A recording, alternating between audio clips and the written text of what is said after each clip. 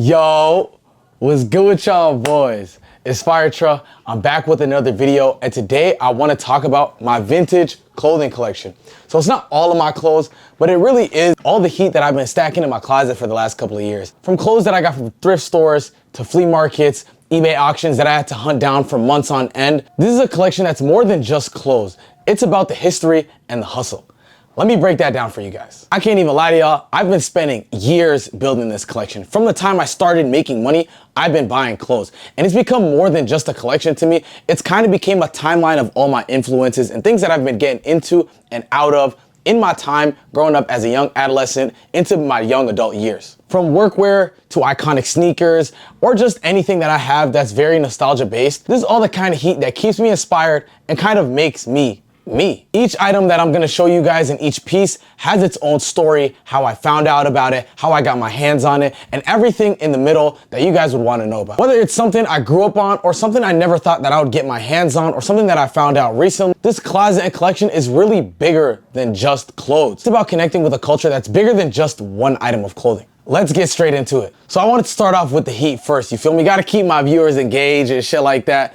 And so I wanted to show you guys my vintage Louis Murakami belt, as y'all can see. Not just the belt though, I got the wallet. I got the black wallet though. This shit is sexy, you feel me?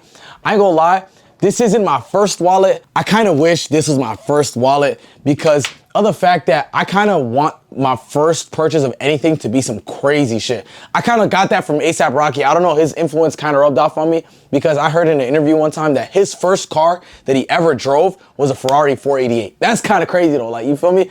I mean, granted, I'm not A$AP Rocky, I'm just, you feel me, firetruh, just young nigga trying to get out the mud. But at the same time, like, that's really what I keep in the back of my head when it comes to buying stuff in general. Like, I gotta make my first purchase some crazy wild shit, you feel me? With the belt, I kind of hit the mark. This Louis belt is my first belt. It's actually my only belt at the moment. But the reason why I did buy this right here was the influence that I got from the camo Murakami belts. And I can't get my hands on those because they're way too expensive. They're like 7 bands. While we're still on the subject of the early 2000s with the Murakami stuff, I wanted to show you guys my vintage Baby Milo Kanye West hoodie. Bro, this multicolored camo hoodie is crazy. And the way I got this hoodie is actually insane. So let me break it down to y'all, right? I was scrolling through this internet archive page on Instagram, and it's like a big internet archive of just like vintage Pharrell and vintage Kanye performances. So I was just scrolling endlessly, and I was actually looking for like a multi-camo Bape hoodie at the time. I was just looking, I was like, should I get the black cotton candy one? Should I get the white one? And then I actually came across this hoodie,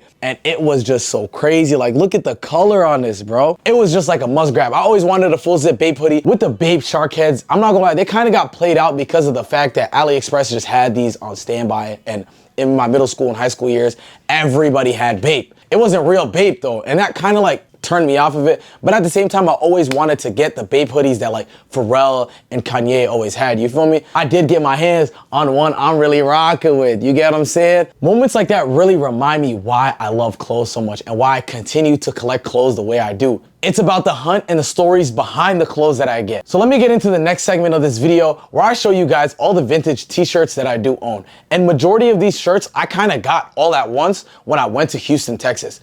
I went to a bunch of different flea markets and thrifts out there, and that's when I realized, like, yo, your environment and area is very important to your thrifting ability. Like, I've been thrifting for a long time in my city, but I come from a small city in Minnesota, and so the access of clothes is very limited compared to going to like a big city like Houston, Texas. You get what I'm saying?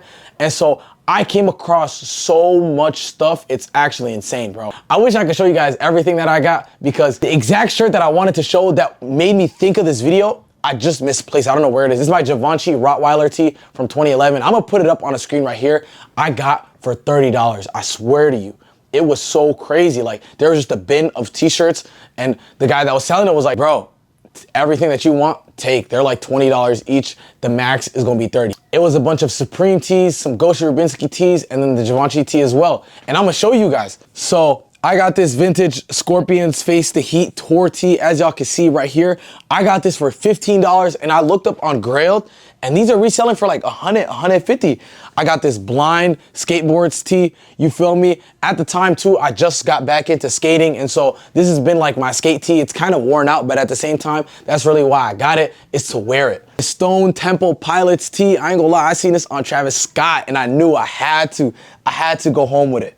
I'm not gonna lie, I ain't gonna sit here and cap to y'all like I got this in Houston, because I didn't, but this is the vintage Apple tee right here. I had this literally, it's like one of my first vintage purchases ever. I got this vintage Beatles tee, and this got its own story. I ain't even gonna lie. When I first got into fashion, for real, and I had the money to really buy stuff, I looked into vintage wholesaling, because on TikTok at the time, there was people that were coming up like millions of dollars off just buying and selling vintage. I did end up buying a whole $300 mystery box of tees, and I ended up selling them on Depop, but I kept this t-shirt because it fits me so perfectly. And the back hit too is kind of crazy. It's like faded and like cracked a little bit, and it's perfect. I actually made some money off that, but I kind of didn't like selling clothes, especially vintage clothes, because I wasn't really making fast money the way I wanted to, or the way that it was like perceived to me. You get what I'm saying? I thought I was gonna be able to make my money back quick, but it didn't pan out the way I envisioned. I got this vintage tee in Houston as well. This was seen on Lil Wayne. I'm just salty because I thought this shirt was gonna fit me the way his did, and his was like super oversized. Mine is just like super skin tight, and it's kind of salty. I'm gonna have to get rid of this, unfortunately. It's not a big tee like I wanted it to be. I did also get this in Texas as well. This is a vintage The Who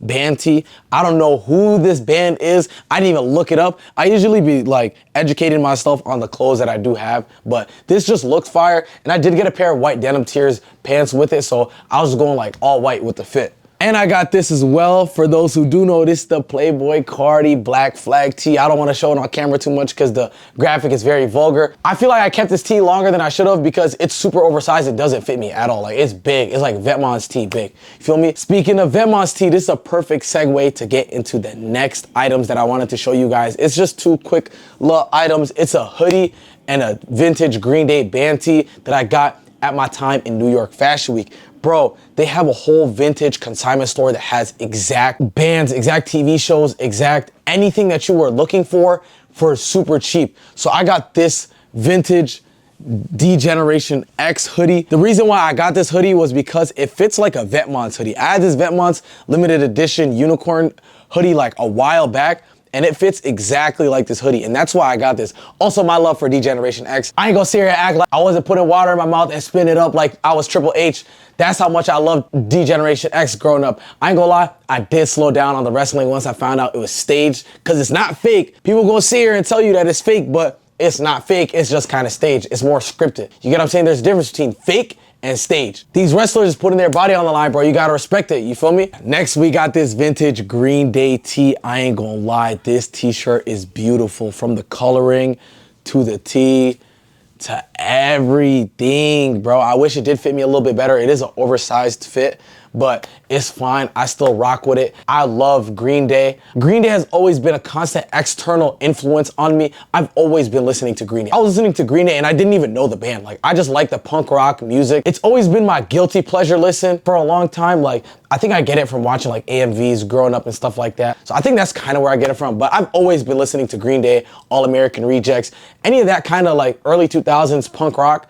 I've been listening to that. I do want to show you guys two more bonus tees, you feel me? Raf Simons, Virginia Creeper, Redux, baseball tee. I'm not gonna lie, I fell in love with the Virginia Creeper collection, especially Raf. Raf has always been one of my favorite archive fashion brands. I did end up getting my hands on this, but this t-shirt makes me feel like I sold myself short. Like, I want to get the long crew neck, like the real deal Virginia Creeper, but at the same time, this still gets a job done. And the last tee that I'm gonna show y'all is this vintage Wanted Osama Bin Laden tee. I actually got this from a friend. I cash apped him like 20 bucks and he sent it to me. He got it in New York. And that's really all the tees. So now I'm gonna get into the vintage workwear pants that I do own. So I recently fell in love with vintage Carhartt. I got 3 pairs of Carhartt double knees. So I got this khaki pair, I got this faded denim pair, and I'm not gonna lie, these look so crazy on body. Like, they fit me so perfectly.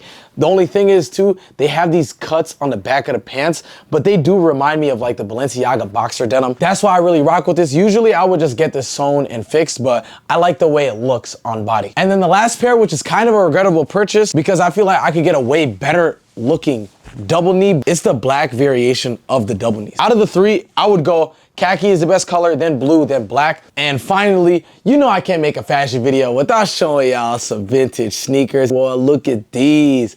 Who you seen with these? You ain't seen nobody with these. It's just me. I got these vintage Taiwan 2001, the OG release. They do have a different color swoosh in the inside. Still some fire shit. You feel me? I think I got these for like $180 on Grailed. I don't know where I found the influence to get these. I just wanted to get my hands on some vintage Air Force Ones. I really like the silhouette and like the patent leather that they did have in the early 2000s. That inspiration I feel like is a lost art. Even though rappers are trying to emulate it and stuff like that, I just feel like it just don't look the same. Some more contemporary Air Force Ones that I do want in the future are like the Terror Squads, West Indy Air Force Ones, and also the later release of the Concrete Forces with the patent leather, different colors. That's also something I do want to get into. Last but not least, we got these All-Star 06 Air Force Ones, bro. These look so crazy. I was actually about to get the Air Force One Ronaldinho's instead of these, but these just had a way better deal than the other. They're in better condition and everything, bro. Look at these. I actually pulled off a fit with them, but I kind of forced it. I ain't gonna lie. I feel like I can still pull off an even better fit. And that's my collection. A mix of grails, wild finds, and essentials that reflect everything I love about vintage streetwear and the culture behind it. From the RAF to the WWE, the Green Day, the OG sneakers, every piece tells a story and brings something new to the table. And that's the thing that I enjoy about it the most. And now it's your turn. Which one of these pieces did you guys like the most? And if you guys have your own personal stories that you guys would like to share with me, this is a safe space for that. If you guys like this video, let me know down in the comments below. Make sure you smash that like button, subscribe. We just hit 500 subs. I'm more than grateful for that. I love you guys all dearly. And like always, until next time.